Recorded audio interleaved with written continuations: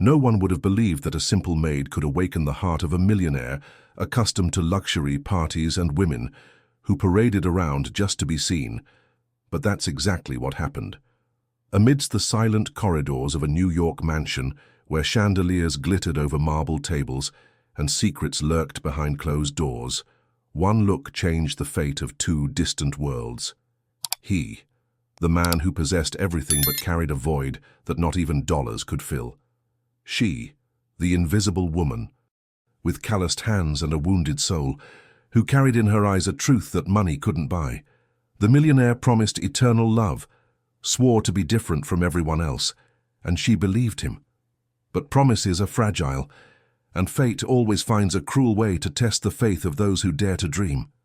It was on a rainy night, when the city seemed swallowed by fog, that the promise began to crumble.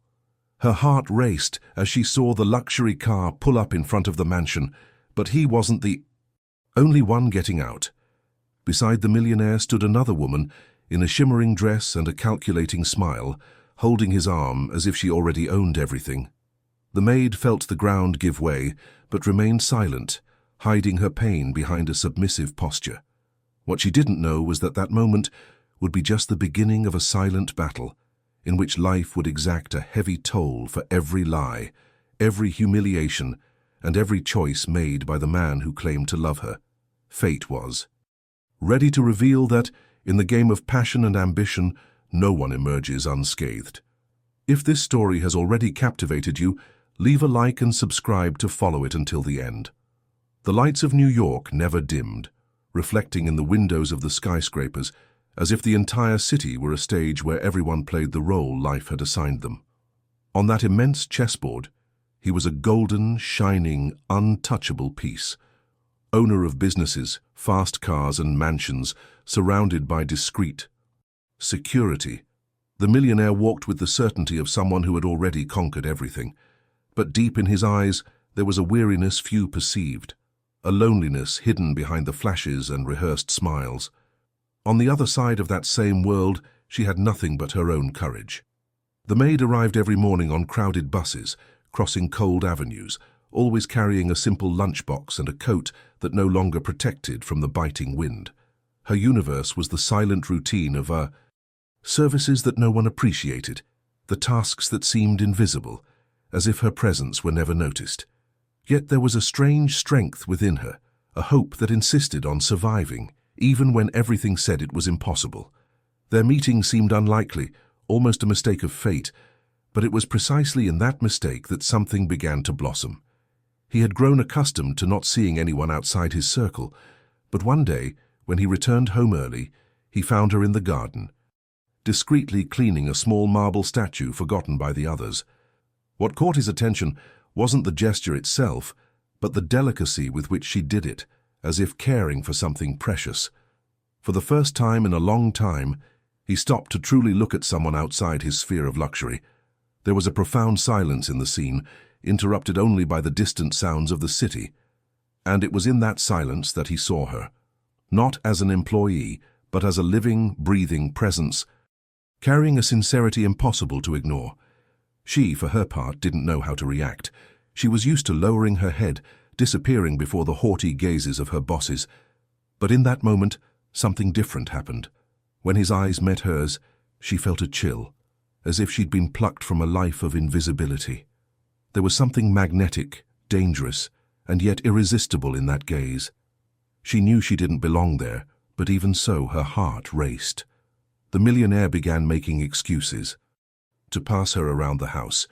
Trivial questions about flowers, the cleanliness of a hallway, or even the coffee became opportunities to prolong a conversation that should have been brief. Gradually, without them realizing it, the conversation transformed into restrained smiles, exchanges of glances that lasted longer than was acceptable, silences that said more than any words. And what once seemed impossible began to become inevitable. But the city never sleeps, and secrets in luxurious mansions don't stay hidden for long. While the discreet flame of that feeling began to ignite, outside were watchful eyes, ready to turn any slip-up into a scandal. And in that world where appearances mattered more than truth, the price of passion would be too high. The following days brought a silent, almost imperceptible change, but one that transformed every detail within the mansion.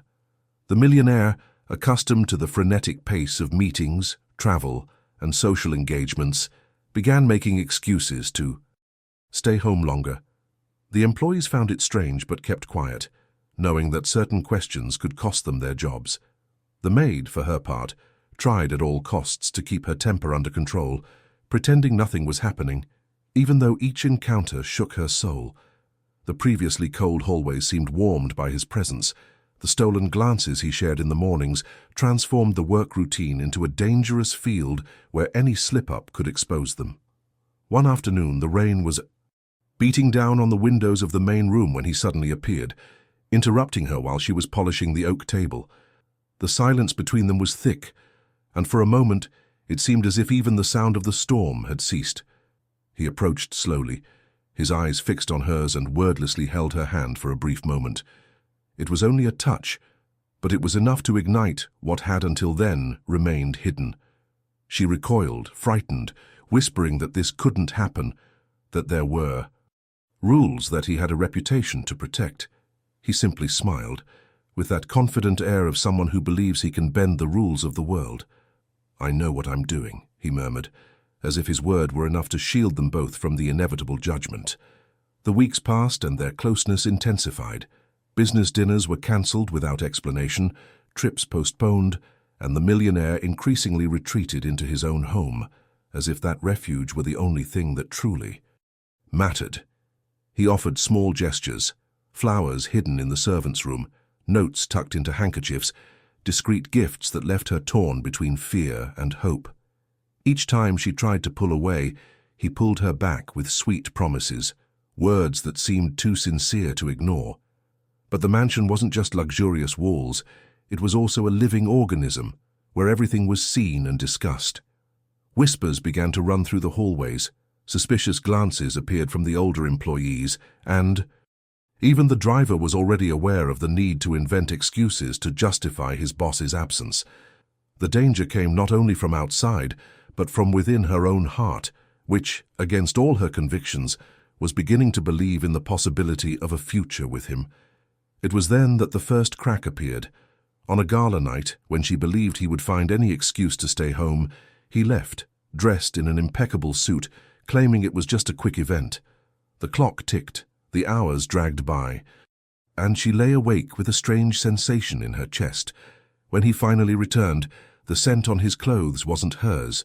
He entered smiling, distracted, as if nothing had happened, and greeted her with a kiss on the forehead, like someone comforting a child.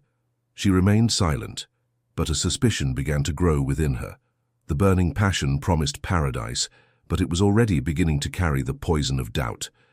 And in that house where everything seemed so perfect, the shadow of another presence began to insinuate itself, like a ghost about to materialize.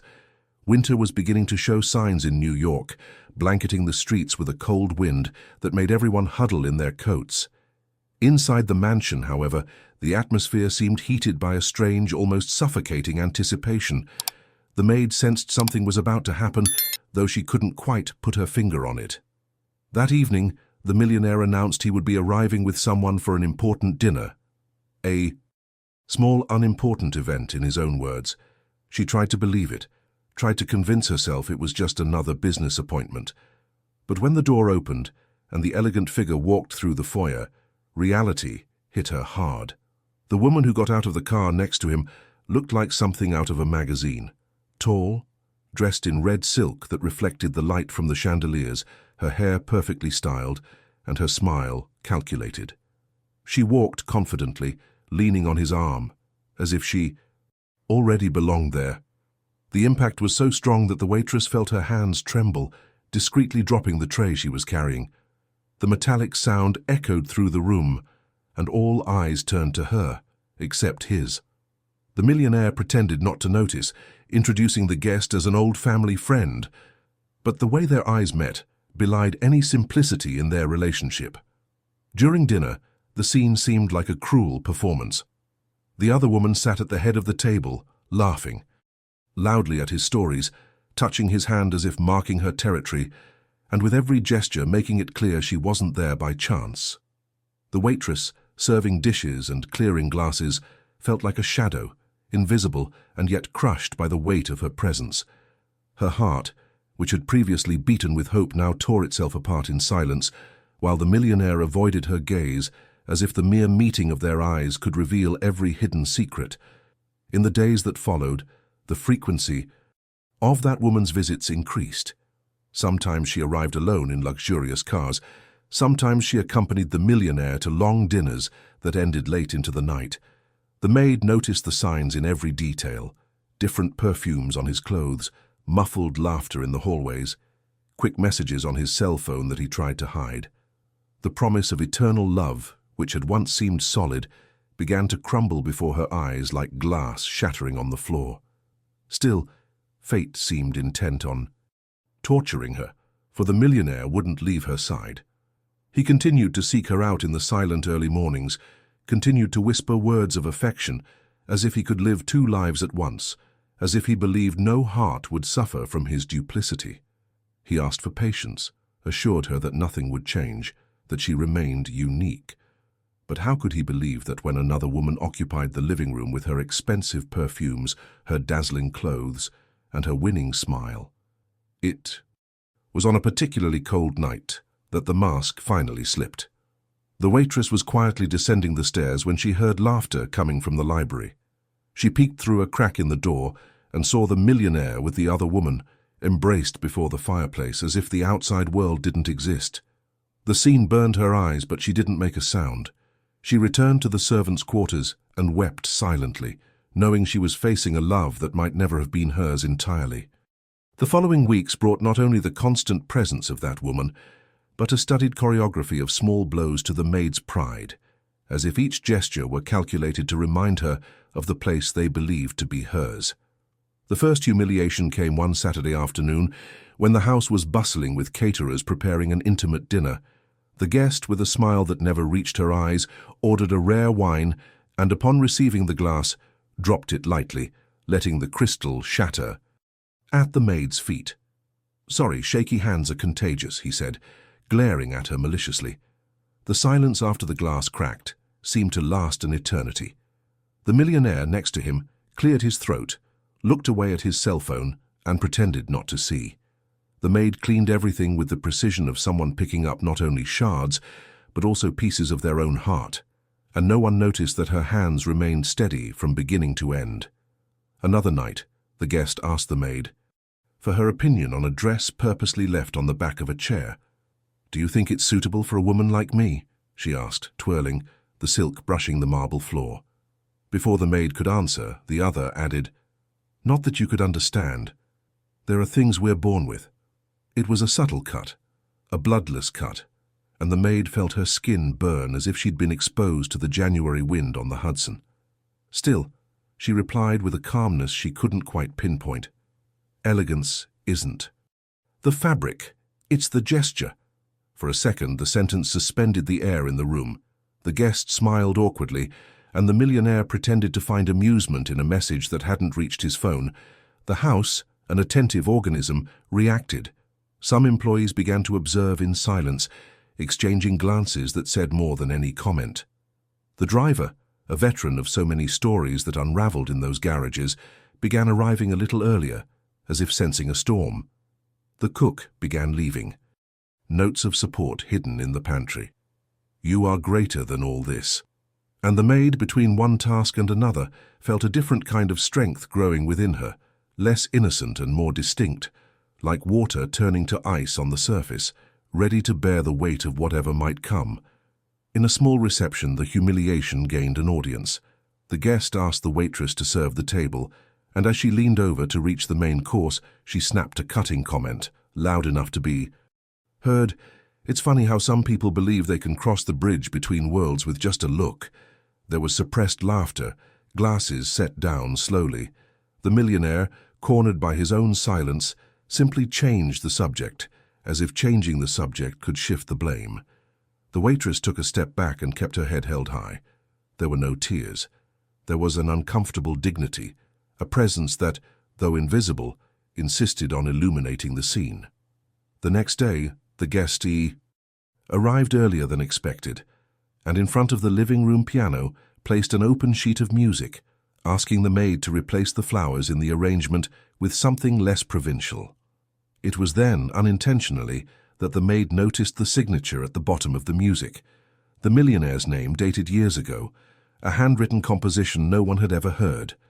There lay a secret that didn't belong in cars or contracts, a piece of him kept silent, art never shown, vulnerability, hidden even from himself.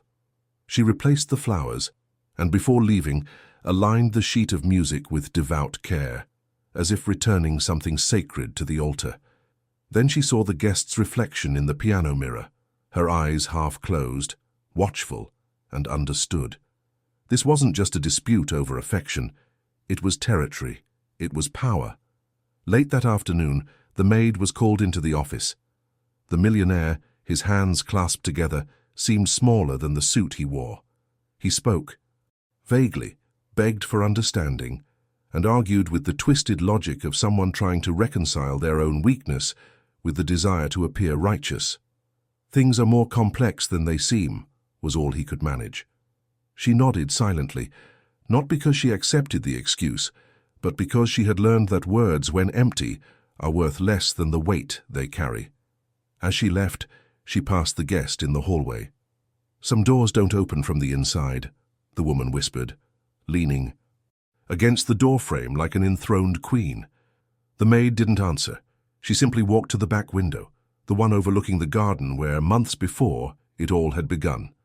The city burned with lights in the distance, and the cold wind brought an omen she couldn't name.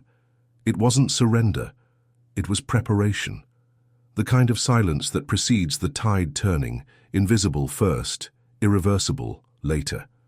At dusk, when the piano sounded for the first time in years, timid notes that leaked under the library door, the waitress realized that all was not lost. There was something in that sound that wouldn't bow to the presence of another, a truth that couldn't be bought. And without anyone seeing, the whole house seemed to hear. Karma, patient, took note.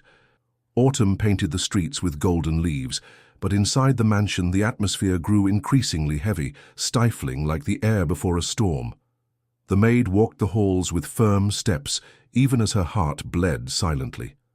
The millionaire seemed trapped in his own web of choices, torn between the other woman's easy brilliance and the quiet depth of the one who knew his true vulnerability. It was as if he were trying to sustain two lives, unaware that a single misplaced word would be enough to bring the entire castle crashing down. The humiliations continued unabated. The other woman, now more confident in her position, took over the house as if it were her own. She chose the flowers, dictated the menus, and gave veiled orders to the servants. One afternoon, upon seeing the maid setting the table, she approached with a glass of wine in her hand and deliberately spilled a few drops on the white tablecloth. "See if you can clean that up.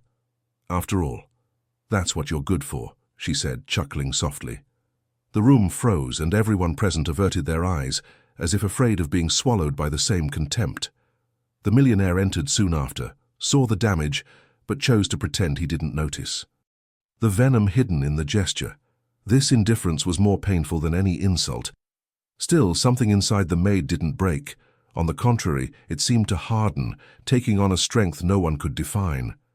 Each humiliation was swallowed in silence, but within her grew the certainty that nothing would go unpunished. Karma was in no hurry, and fate always pays back with interest choices made in the dark. She, more than anyone, knew how to wait. The millionaire, in his attempt to reconcile the irreconcilable, began to lose the luster that had once enchanted society. Meetings were interrupted by messages he couldn't respond to. Important invitations were declined for fear of exposing his duplicity in public. The man who once walked with the confidence of someone who owned everything now seemed like a prisoner in his own home, torn between two women who reflected not only sentimental choices, but two opposing worlds, the glittering superficiality of the socialite and the discreet depth of the maid. One night, as the house fell asleep, he found her in the garden where it all had begun. Her eyes held a silent plea, like someone asking for forgiveness before even confessing their mistake. "I didn't want it to be like this," she murmured, extending her hand. She looked at him steadily, without tears, without words of despair, only with the serenity of someone who had already understood everything. "It's not about what you wanted.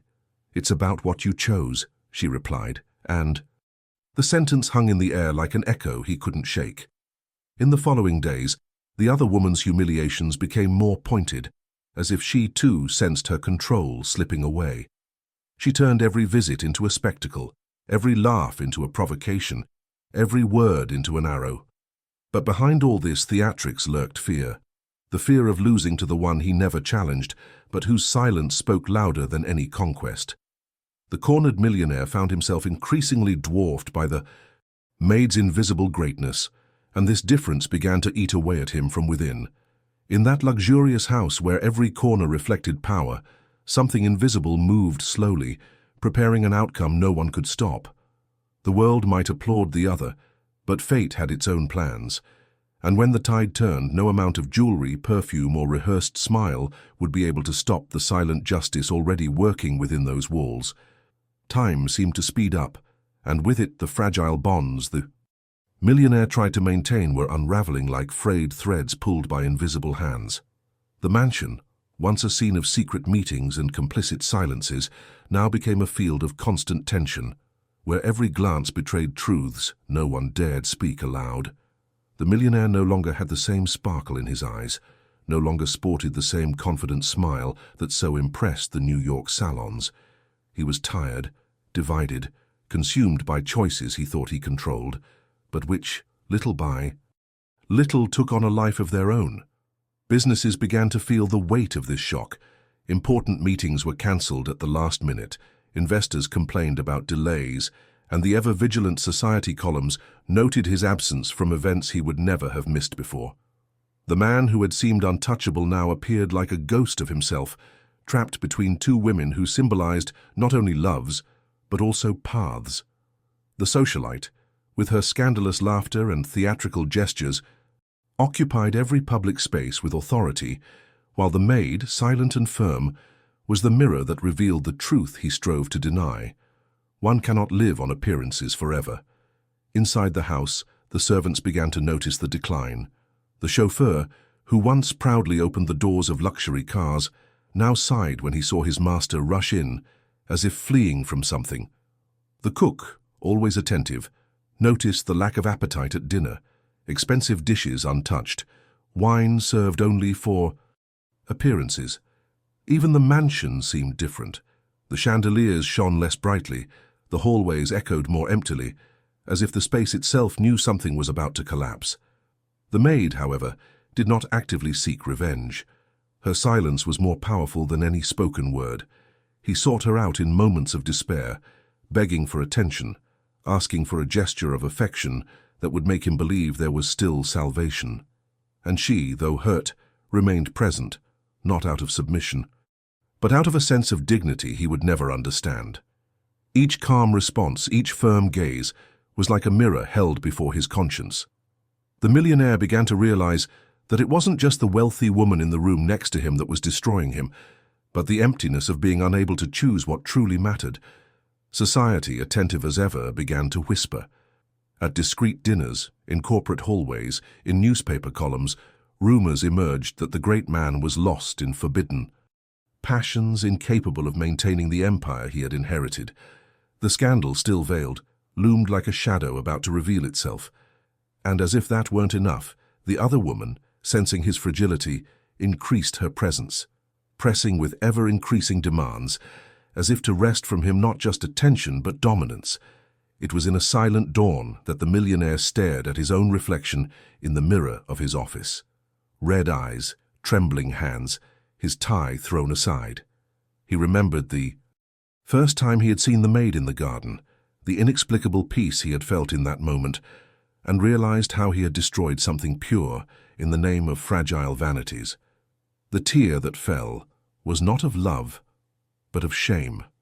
For the first time, he understood that he no longer controlled anything. Fate, patient, was only waiting for the time to present the bill. And while he lost himself in his own contradictions, the maid remained firm, almost serene. There was no need for harsh words or direct confrontation. She knew with a silent certainty that time would do what needed to be done. Karma doesn't forget, it just watches and exacts its toll at the exact moment. The first signs that the situation had spiraled out of control came not from inside the mansion, but from the discreet pages of a society column. A poorly framed photo, captured by an unwary guest, showed the millionaire and the socialite at a private reception, both smiling under the same crystal light.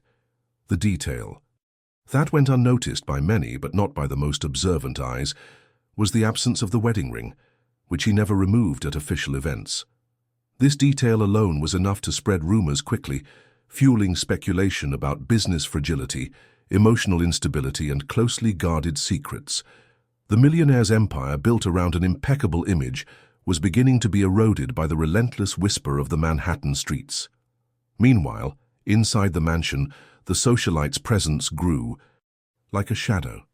She no longer limited herself to occasional visits. She spent entire days there, wandering the hallways as if she were the legitimate mistress of the house. She changed curtains, altered menus, and received guests without even consulting the owner. And the millionaire, tired and confused, sometimes gave in, sometimes tried to impose limits, but no longer had the strength to regain control. The maid watched everything in silence, her heart torn, but her posture unwavering. There were no arguments, no confrontations. There was only the firmness of someone who already understood that life would reveal every hidden truth. It was on a freezing morning that the scandal ceased to be just a rumor. A local newspaper published, in small but precise print, a note suggesting that the millionaire was more involved in stormy passions than in his millionaire business.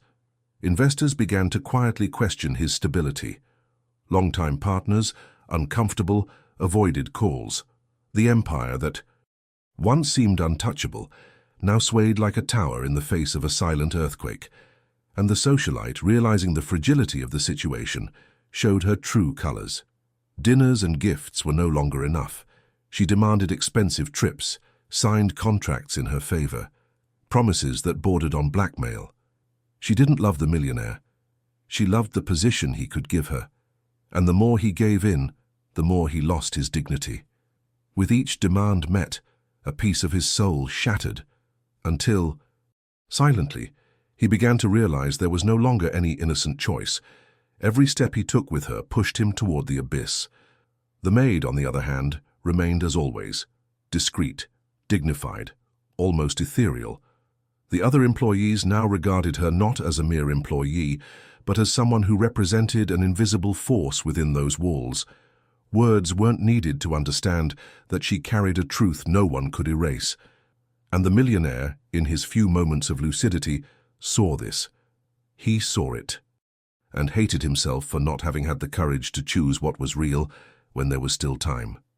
One night, after yet another party, where the socialite shone while he faded, the millionaire entered his office and found on the desk the old sheet music that the maid had once so carefully arranged.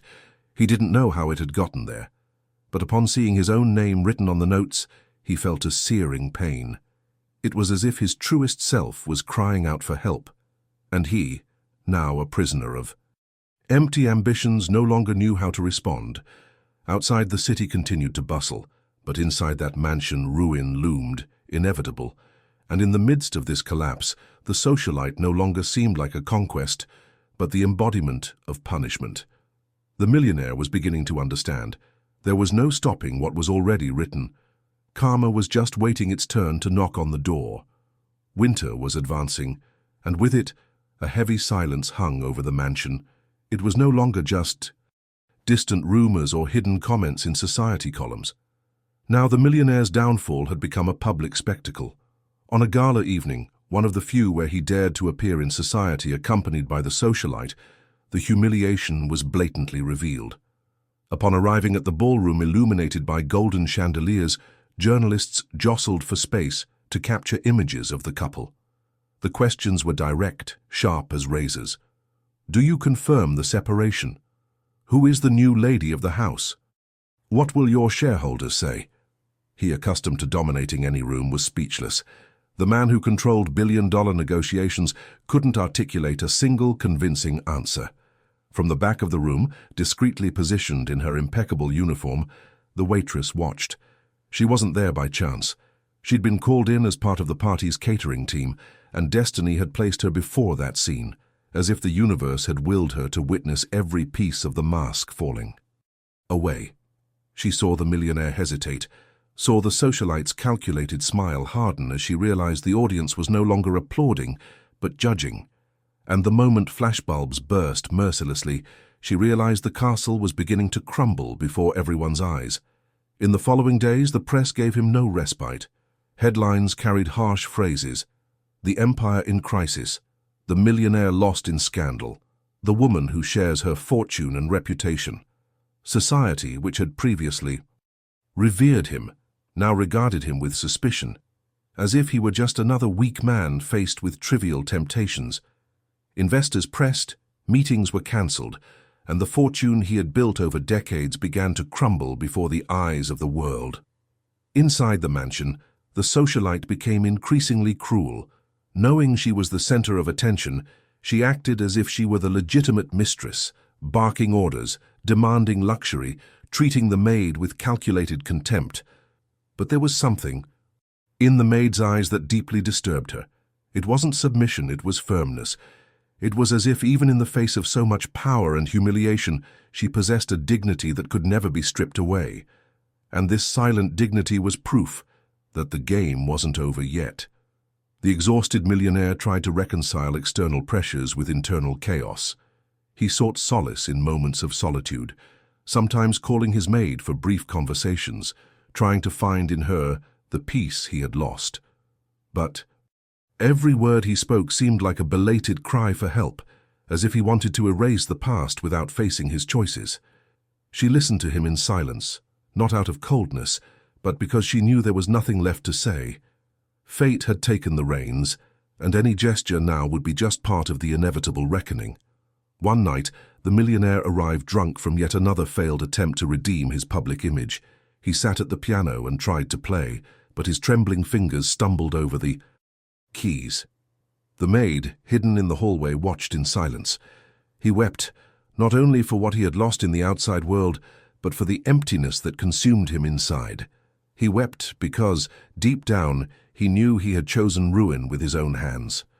And while the off-key notes echoed through the house, the socialite laughed on the phone in another room, arranging a luxurious trip that he would have to finance. The maid understood in that moment that her pain was no longer just personal. What she witnessed was life's own justice in action, slow, silent, but relentless. It wasn't hers to raise her voice or seek revenge. Karma did that alone, and did it far more cruelly than any words. And deep within, she realized that her strength lay precisely in remaining standing, without bowing to the chaos. Because sooner or later, everything hidden comes to light, and the millionaire was about to discover this in the most painful way possible. The empire that once seemed unshakable began to show visible signs of failure. The first cracks appeared in the form of contracts cancelled without explanation, investors silently withdrawing support, shareholders demanding answers in emergency meetings. The millionaire, once a symbol of trust and stability, was now seen as a risk. The newspapers explored every detail, speculating about hidden debts, poorly explained agreements, and above all, the influence of the woman who now paraded by his side in every photo. What had once been charm had turned into distrust, and her presence came to be considered not a trophy but a burden. Inside the mansion, the socialite let her mask slip even more cruelly. She no longer bothered to feign affection, no longer concealed the coldness with which she treated the millionaire. She demanded trips to Paris, custom-made clothes in Milan, private parties in Manhattan penthouses. Every wish was a signed check, every request a further slice of her vanishing fortune. The millionaire, blinded by fear of losing her and shame of facing his own ruin, gave in. With each signature, he felt as if he were handing over not just money, but his very soul. The maid watched in silence. She saw the luxury cars leaving laden with bags. She saw the artificial shine of the jewelry arriving in velvet boxes. She saw the stack of party invitations that were never refused. But she also saw something else. She saw the millionaire's eyes growing hollow, his skin growing weary, his smile fading into lines of despair. He was no longer the same man who had once looked at her tenderly in the garden. Now he was a prisoner of his own ambition, ensnared by a woman who had never loved him. One rainy afternoon, a phone call echoed through the office. One of his oldest partners announced he was breaking off relations. The losses were already too public, and everyone's reputation was beginning to be dragged along with it. It was at that moment that the millionaire realized the downfall was no longer a distant specter. It was reality. He threw the phone on the table, and for the first time couldn't contain his scream of frustration. The socialite who was in the next room came in laughing, as if nothing were serious, and asked what his next trip would be to offset his bad mood. He stared at her in silence, suddenly realizing the abyss he had dug with his own hands. That night, he couldn't sleep. He walked through the dark corridors of the mansion, remembering the maid's simplicity, the eyes that never asked for anything but truth. He felt a deep pain as he compared the purity he had let slip with the farce that now suffocated him. But it was too late. Fate had sealed the course, and karma advanced mercilessly. The socialite, however, was already preparing for her retirement. She began discreetly storing documents, transferring funds to private accounts, and surrounding herself with lawyers. For her, the millionaire had already given what he had to give, and when everything was ruined, she would emerge unscathed, perhaps even richer than before. It was only a matter of time. The maid, invisible but present, watched the spectacle of destruction from afar. There was no hatred in her eyes, only a deep sadness mixed with a strange sense of justice. Everything that had once hurt her now turned against him with renewed force, and as the mansion, once a symbol of power, became a stage for scandal, she silently understood that fate always finds a way to balance the scores. The days that followed were marked by a succession of irreversible losses. The millionaire's companies, once sustained by the trust of shareholders and partners, now sank under the weight of debt and a name tarnished in every headline. A multi-million-dollar contract with foreign investors was broken without warning, and the news splashed across newspaper headlines as a final blow to his credibility. The man who had for so long been synonymous with power and stability became, in the eyes of the world, just another case of public decline. Inside the mansion, the atmosphere was one of collapse. The sound of hurried footsteps, the rush of lawyers coming and going, piles of documents scattered throughout the office. The millionaire no longer had his former proud bearing. He walked hunched over, with the weary expression of someone who had aged 10 years in a few weeks. His designer clothes no longer supported him, and even the older employees, who had previously bowed in respect, now regarded him with pitying looks. And it was precisely in this setting that the socialite revealed her true essence. The forced affection disappeared, the fake smiles were no longer necessary. She began to leave the mansion for entire days, always with vague excuses about commitments or quick trips. When she was present, she treated the millionaire with cutting coldness, as if she no longer needed to pretend. Her demands were now accompanied by veiled threats. Either he keep the money flowing, or she would expose details that could permanently destroy what little dignity she had left. Until, one grey morning, her absence lasted longer than usual. The millionaire tried calling her countless times, but his calls went unanswered. Upon opening the office safe, he realized the scam. Significant sums had been withdrawn, transferred to accounts unknown to him. Documents he had carefully guarded had disappeared. Despair took hold, but soon turned to a bitter realization. She would not return. Days later, a photo surfaced on social media. The socialite appeared on a yacht in the Mediterranean, surrounded by new smiling faces, holding the same glass of champagne she had so often raised in their company. The caption spoke of new beginnings, and the millionaire, alone in the now silent mansion, understood that he had been discarded without even the consolation of a goodbye. In the kitchen, the maid watched everything with teary eyes, but not out of pity. There was a quiet sadness, yes, but also an inescapable sense. Curve justice. She never needed revenge. Life had taken care of delivering each wound back to the one responsible, and there was proof that power, when used to feed vanity, ends up corroding its owner. That night, the millionaire locked himself in the library. The piano was covered in dust, the forgotten notes of a melody he never had the courage to play again. With trembling hands, he tried to pluck out some tunes, but the sound that emerged was off-key, almost painful. He wept alone, remembering. When everything seemed eternal, when he had believed he could live two lives at once without ever paying the price. Now he had nothing, no fortune, no prestige, no woman he claimed to love, nor the one who truly loved him silently. All that remained was the echo of bad choices and the crushing loneliness of a mansion that seemed too large for such a diminished man. And it was in this devastating silence that the maid once again made herself present.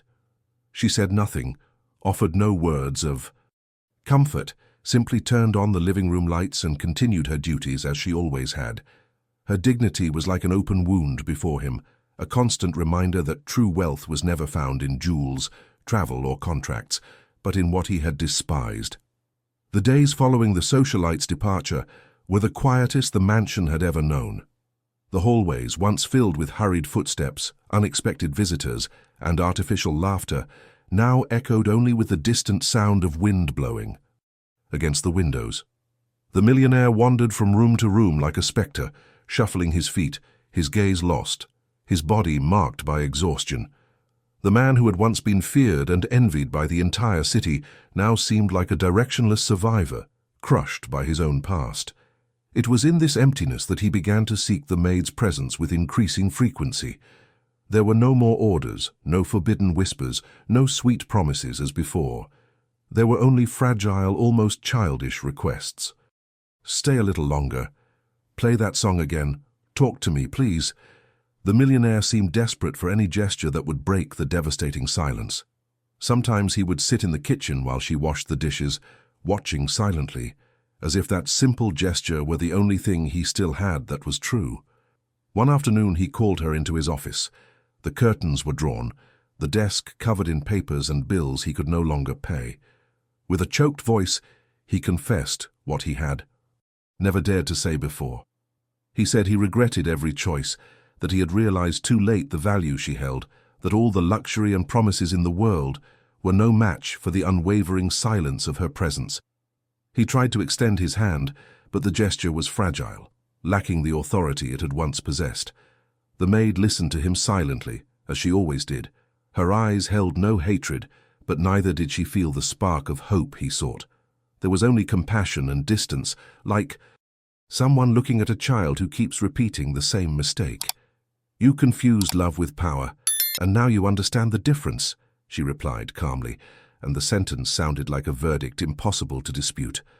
From that day on, he followed her with his eyes, as if her every gesture were a living reminder of what he had wasted. He tried to please her with gifts, but he no longer had the wealth to impress. He tried to win her over with words, but they had lost their value after so many lies. All that remained was the weight of the truth. The maid didn't need him to exist, while he now seemed to need her to breathe. On a freezing night, the millionaire found her again in the garden, the same one where it all began. The sky was overcast, and the trees swayed in the strong wind. With teary eyes, he confessed that he had never felt so alone, that he had lost everything by choosing vanity over truth. He asked for forgiveness, not as someone expecting something in return, but as someone begging only to ease their conscience. The waitress, firm, responded with only a serene look, filled with a pity that hurt more than any harsh words. The millionaire understood in that moment that forgiveness might be possible, but love was not. Fate had written another path, and the choices he had made could not be undone. Her silence was the final sentence, and something inside him broke completely. There was no turning back, and as the city lights twinkled in the distance, the man, who had believed he could have it all, realized that in the end, he had nothing. The only true wealth, the one that couldn't be bought, had slipped through his fingers. All that remained was the bitter company of regret. The weeks dragged on, and the silence inside the mansion became absolute.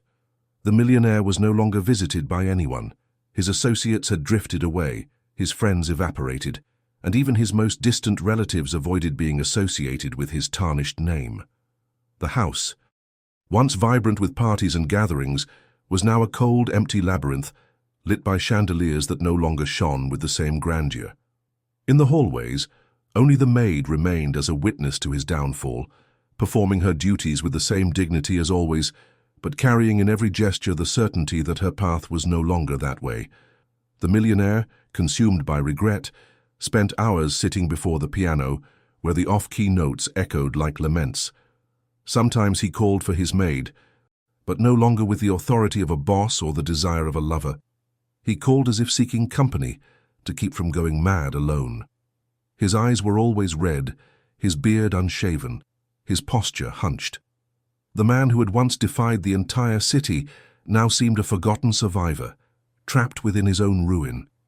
The maid, though still fulfilling her duties, began to feel that this story had come to an end for her as well. Her heart, previously marked by pain and hope, was now firm and resolute. There was no hatred, but there was also no room for illusions. Every time she looked at the millionaire, she saw not only the man who had deceived her with empty promises, but also the cruel reflection of the inevitable consequences. And silently, she understood that life had already served justice. On a grey morning, she tidied the kitchen as usual, neatly folded the cloths, and left early. She didn't leave a note, didn't explain anything. She simply walked to the street, feeling the cold wind touch her. Face like a sign of freedom. The crowded bus that took her back to the humble neighborhood seemed more welcoming than any marble room in the mansion. For the first time in a long time, her heart felt light. Not because she had won a battle, but because she no longer needed to fight. Her victory lay in remaining whole, in not allowing herself to be destroyed by the same poison that had corroded the millionaire. Meanwhile, at the mansion, the millionaire noticed her absence. He searched the halls. For her called her name, but received no response. He felt a despair unlike any other, as if the last flame of humanity had been extinguished along with her departure. He sat back down at the piano and tried to play, but the keys remained silent, and the echoing sound was only that of loneliness. The socialite had abandoned him, his friends had turned their backs on him, and now even the maid, the only one who had truly loved him, had gone her own way. He was, finally, alone. Outside the maids. Life began to blossom. She found support in the community, reunited with distant family, and slowly rebuilt her routine without the burden of an impossible love. There was no luxury, no fortune, but there was peace. And this peace was the true treasure that could never be bought. The millionaire, trapped in his own decline, became but a shadow of his former glory, and so the balance was restored. The maid, once humiliated and invisible, found freedom and dignity, while he, who had once believed he had everything, discovered he had nothing. Karma had fulfilled its function perfectly, giving back to each person exactly what they deserved. The seasons changed, and the mansion, once a symbol of power, had become an empty monument to decay. The millionaire spent his days wandering the silent hallways, surrounded only by memories and regrets. The chandeliers no longer sparkled as they once did, the parties had ceased, and the city that had once revered him now ignored him as if he had never existed. It was as if he had vanished from the map of relevance, even though his name echoed in some headlines as an example of ruin and hubris. One cold spring afternoon, he decided to go out alone. He walked the streets of New York without drivers, without bodyguards, without the aura of power that had always accompanied him. People passed him by without recognizing him. There were no more flashes of light, no more sycophants, just an ordinary man, marked by the weight of bad choices.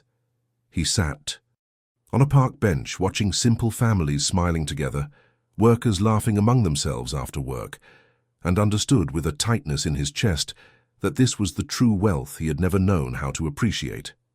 Meanwhile, the maid had already rebuilt her life away from the mansion. She had found a small apartment in a modest neighborhood where she could live peacefully. Her mornings were filled with walks in the park, her afternoons with dignified work that provided her with a living, and her nights with a silence that was now peace, not loneliness. She met neighbors, helped with community activities, and for the first time in a long time, she felt like she truly belonged. The pain she carried had turned into a scar, and this scar, far from being a weakness, was her greatest strength. Their encounter happened unexpectedly. He, dejected and hunched over, was walking down the same street where she, carrying her grocery bags, was returning home. When their eyes met, time seemed to stand still. He paused, trying to articulate words, but nothing came. Her gaze held no more love, no more resentment, only serenity. There was an impossible distance in her eyes, as if they belonged to two distinct universes. He tried to smile, but the gesture was shaky, fraught with shame. She, silent, simply gave a slight nod, a simple gesture that said more than any speech, and then she walked on, leaving him standing in the middle of the sidewalk, lost in memories and regrets. That small exchange was the symbolic turning point in the story. He who had once believed he had the world at his feet was now ignored by his own city and by the only woman who had truly loved him. And she, who had been invisible, humiliated and forgotten, now walked tall, self-possessed, carrying the dignity no one could take away. She didn't need applause, she didn't need fortune.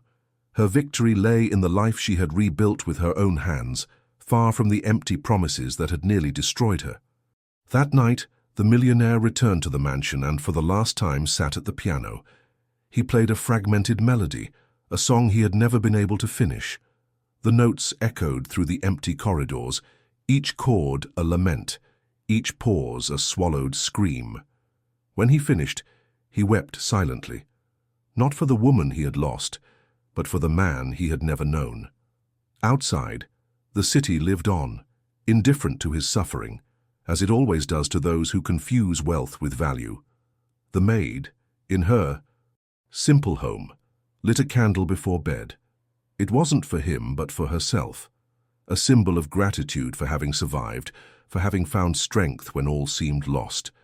Karma had served its purpose, and life's justice had revealed itself without the need for shouting or revenge. And as the candle's flame flickered gently, she understood that fate had not punished her. It had only prepared her to be stronger. The millionaire, alone in his empty mansion, learned too late that broken promises cost dearly. The maid, on the other hand, moved on, leaving behind not only a painful past, but also the memory that no one can steal what is true. In the end, life gave each of them exactly what they deserved.